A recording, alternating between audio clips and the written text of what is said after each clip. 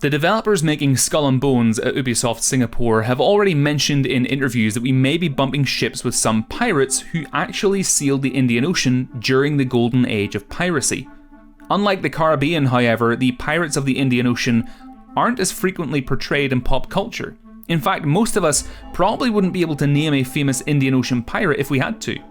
The legendary pirate we're going to be talking about today, though, was actually brought to my attention by one of you who commented on a previous video, and the story of this pirate was so interesting I just had to share their story. But before I do, if you want to join the crew here on the channel, hit the subscribe button down below. I'll be keeping you all up to date with Skull and Bones on the run-up to release. Born in Calais during the 9 Years' War, also known as the War of the Grand Alliance, Olivier Levasseur was born into a wealthy bourgeois family. After being given an excellent education, he became a naval officer, and during the War of the Spanish Succession from 1701 to 1714, he was given a letter of marque by King Louis XIV. Now, these letter of marques basically were government licenses that authorized a person to become a privateer or corsair and attack or capture enemy vessels.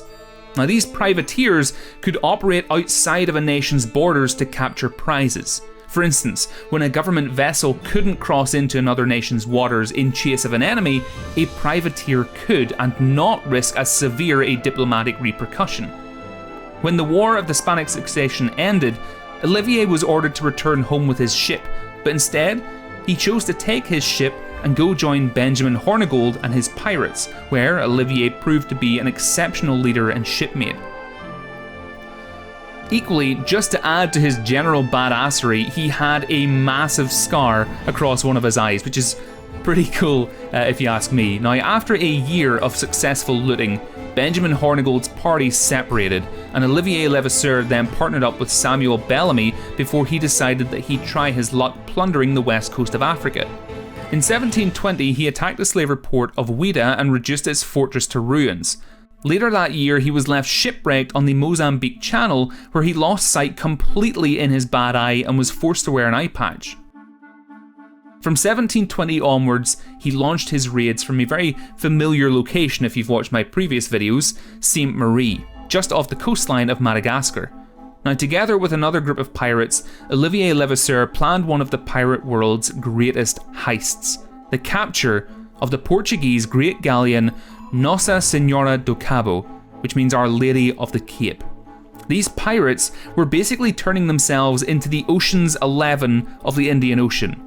Now, on board of this great galleon were treasures belonging to the Bishop of Goa, also called the Patriarch of the East Indies, and the Viceroy of Portugal, who equally were both going to be on board returning to Lisbon.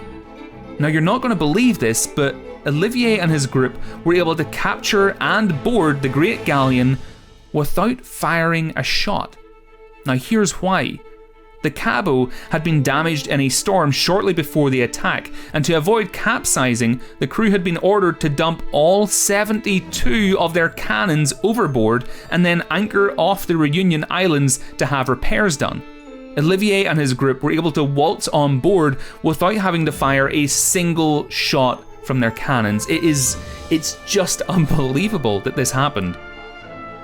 The plunder aboard consisted of bars of gold and silver, dozens of boxes of guineas, diamonds, pearls, precious silks, art and religious objects, including the Flaming Cross of Goa, which was made of pure gold and inlaid with diamonds and other precious gems. It was so heavy that it actually required 3 men to get it off the ship. Equally, as an aside, the treasure on board was so huge that the pirates didn't even bother robbing the people on board, which is what they usually would have done, it is just hilarious.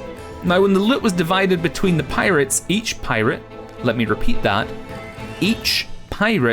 received at least 50,000 guineas.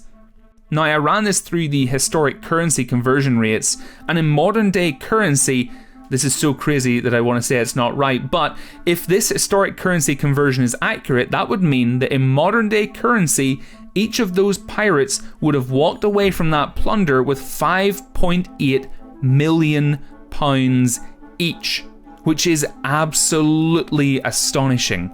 And that's only the guineas. They were also given 42 diamonds to take with them as well.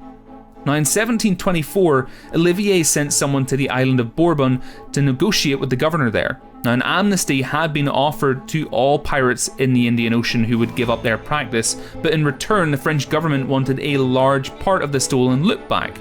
Now for that reason, Olivier declined the amnesty and actually settled down on the Seychelles archipelago.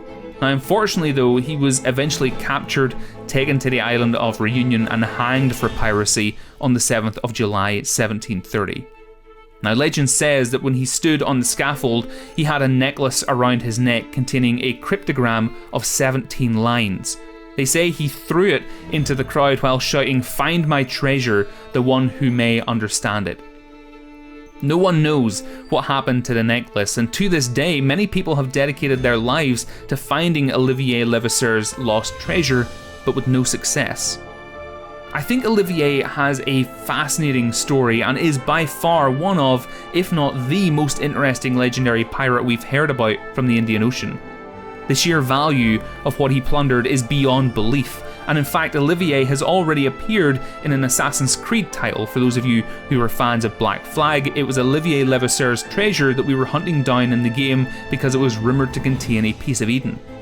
Who knows if the infamous Buse will appear in Skull and Bones, we'll just have to wait and see. But if you enjoyed this video, please do feel free to subscribe. I'll be covering everything there is to know about Skull and Bones on the run up to release, and I try to have a new Skull and Bones video for you all as frequently as I can make them. But in the meantime though, if you want to join the community here on the channel, feel free to join my Discord. There's a link to it down in the video description. But until next time folks, have a great week, and I'll speak to you all soon.